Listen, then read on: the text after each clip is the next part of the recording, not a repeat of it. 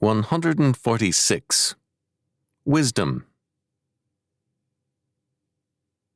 One of the interesting words in the Hebrew of the Old Testament is shalom, which appears also as a name, Selim.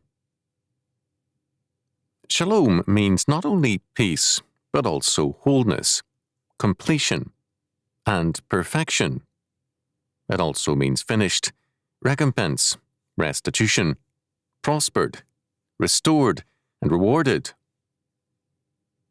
Girdlestone quite rightly saw this word as an example of the moral relationship existing between ideas that we meet in Scripture.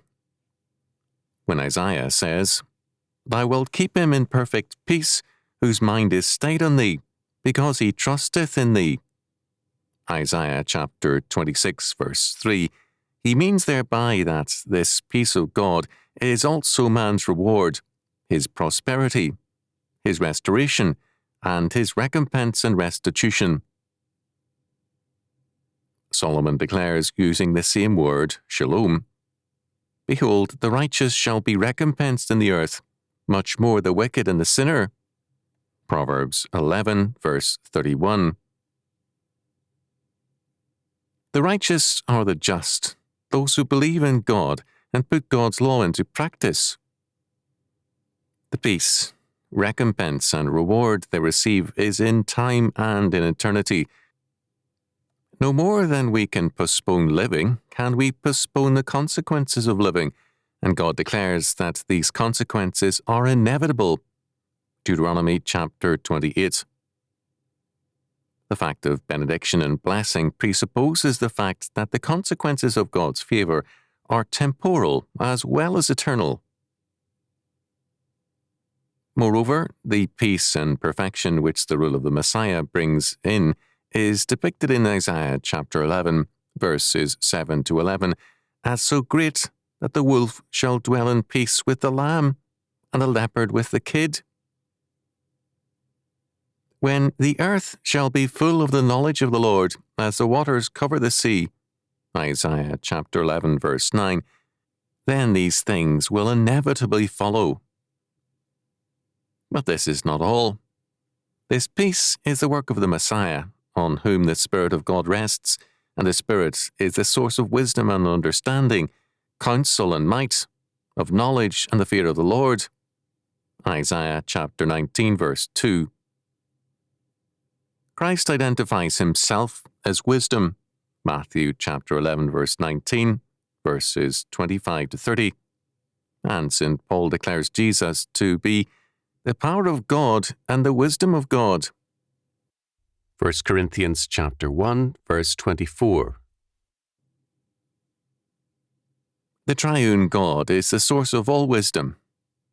For man to be wise means to believe in God, to obey his every word, and to develop the implications of God's law word in his total life. There is no wisdom apart from God. For the Lord giveth wisdom, out of his mouth cometh knowledge and understanding.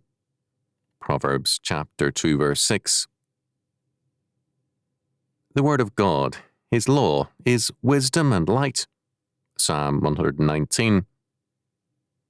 To sin against wisdom or the Lord is to wrong one's own soul. To hate wisdom is death. Proverbs chapter 8, verse 36. With God is wisdom, strength, counsel, and understanding. Job chapter 12, verse 13. Lack of faith in and disobedience to God and his word is folly. It is a fool who hath said in his heart, "There is no God." Psalm 14, verse 1. The fool is marked, first of all, by sin. He is willfully ignorant because he is willfully sinful. He rejects God in favor of himself. When men seek wisdom apart from God, their so-called wisdom is the denial of God's word, law, and order. Isaiah describes them thus: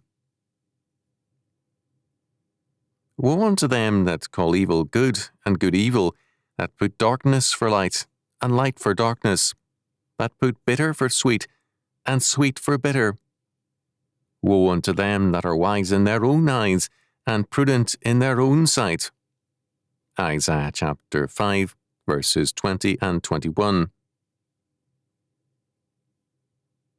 Man's idea of wisdom is, in essence, the tempter's program as set forth in Genesis chapter 3, verse 5.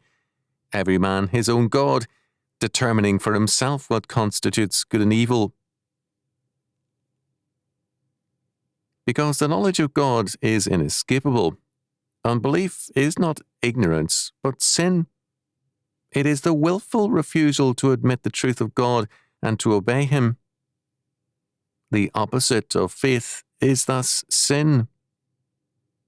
Therefore, disbelief is not ignorance, but sin. Disbelief is a rejection of faith in God for faith in man.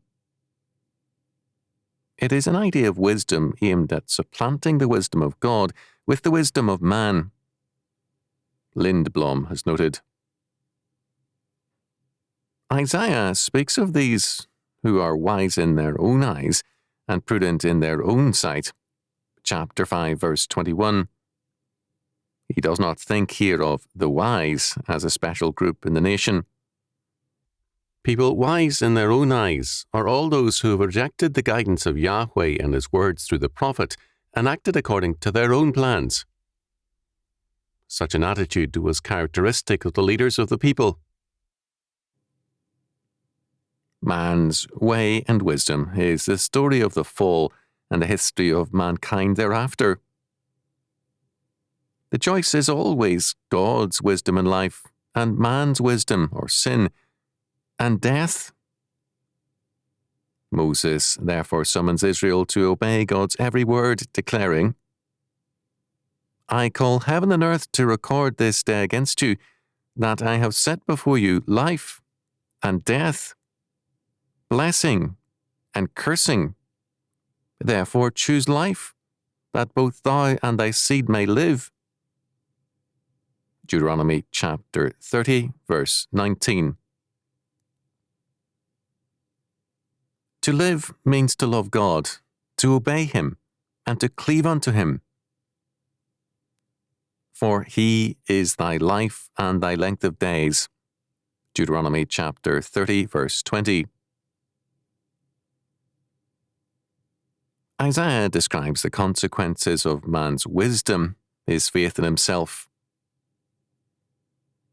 Therefore my people are gone into captivity, because they have no knowledge, and their honourable men are famished, and their multitude dried up with thirst. Therefore hell hath enlarged herself, and opened her mouth without measure, and their glory, and their multitude, and their pomp, and he that rejoiceth shall descend into it. And the mean man shall be brought down, and the mighty man shall be humbled, and the eyes of the lofty shall be humbled. But the Lord of hosts shall be exalted in judgment, and God that is holy shall be sanctified in righteousness. Isaiah chapter 5, verses 13 to 16. Isaiah declares that the humbling of man is the exaltation of God, because man has exalted himself and his pretended wisdom against God. A state of war exists, and man aims at the death of God and the universal freedom of man from God's law and necessity. Marxism sees man's salvation as a transition from the kingdom of necessity to the kingdom of freedom. Although Marxism usually defines necessity in economic terms, behind the economic terminology stands a fully developed theology of man. Peace and wisdom are seen in humanistic terms. They are the consequence of human efforts to gain freedom from God's ordained order and necessity. Peace and restitution for humanism mean a God-free universe, purged of every relic of the triune God, and made into a domain for man's independent and creative dominion. Man asserts a total liberty of discretion. Wisdom is equated with man's discretionary powers, and love is separated from God and His grace and law to mean again man's exercise of discretion. Liberty of discretion is thus not wisdom. It is man's attempt to gain the last word over God and to reassert the principle of the fall